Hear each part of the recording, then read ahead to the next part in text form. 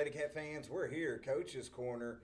This segment sponsored by Roof Masters and Bubba's 33 in Longview, Texas. Our guest today is Coach Scott Mitchell. Coach Mitchell, how are you today? I'm doing wonderful, Marc. And Coach, known you for a long time, fans at home. So how long have we been an educator? This is year 34. And one of the things I don't know if a lot of people know about you, Coach, I know if you've had them as a student, is they all know you as Coach Mitchell, Yeah. but in your classes, you take your classwork seriously, Coach. Tell me a little bit about the teaching aspect of your career.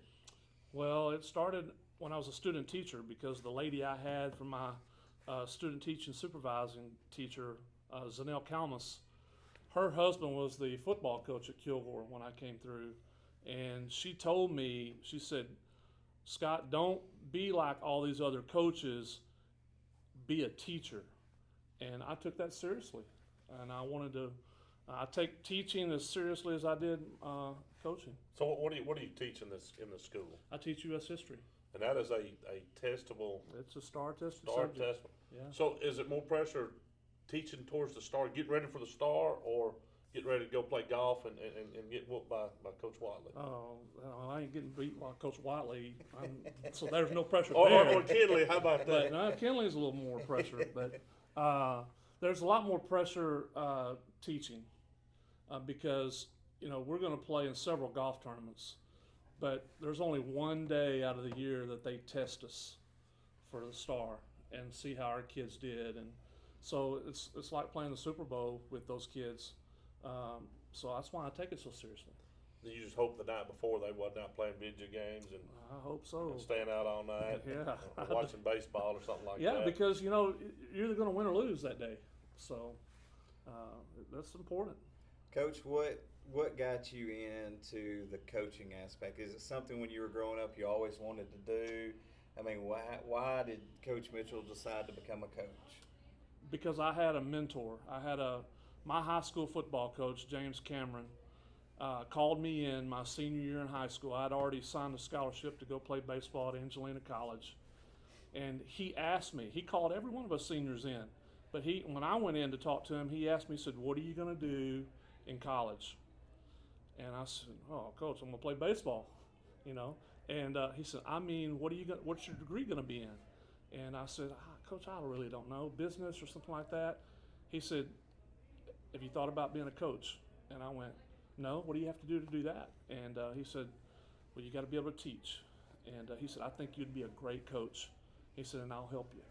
And from that point on, I knew what I wanted to do because I'd been around those guys. I loved them. I admired them.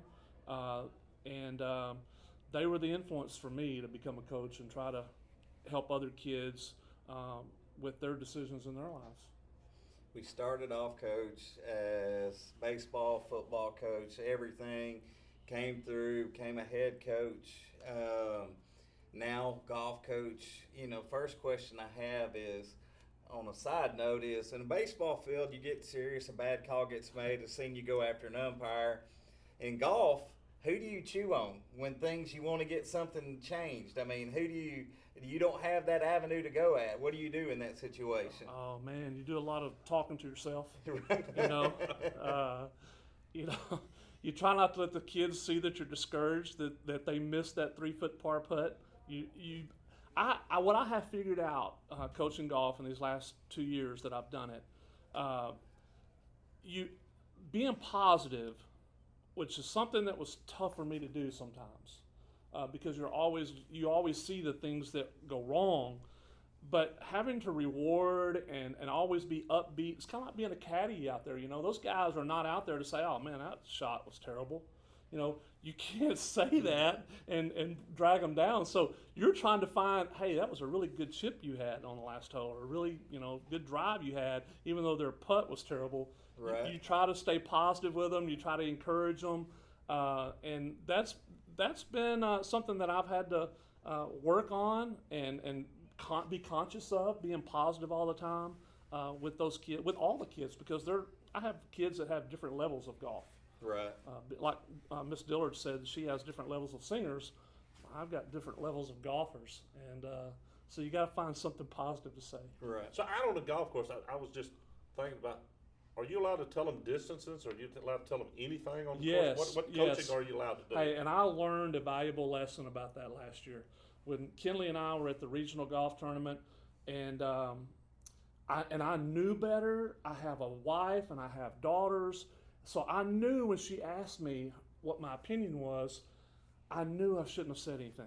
But my competitive nature said, Coach, you okay, always give your opinion. I'm gonna help you. So she had a shot that was like 120 yards. It was uphill. It was into the wind, and so I was giving her all that data, and she looked at me. She said, "Well, what club do you think I should hit?"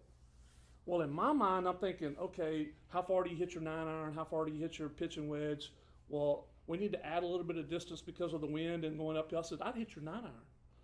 And she hit her 9-iron and it went over the green, and she went, I knew I should have hit that pitching wedge. Well, right then and there, I knew I'm just going to be the data guy. I'm not giving any opinions on what to hit. So just the facts. But I can't give them yardage and talk to them about, the wind and the weather and all that stuff. But once they get on the green, I can't talk to them. You're not allowed to talk to them at all? Not at all. You can't tell them slope and angle? No, I can't. I can't. But I can talk to them from tee to green and work with them on yardage and distance. But I try to stay away from that club selection. So, whenever you had a pitcher that was struggling, you always went out. You could go out there and talk to them. What if you have a young person struggling on the golf course? What do you go up and tell them, or you just tell them go sit back in the bus? Oh. Coaching football and baseball, it was always a team sport.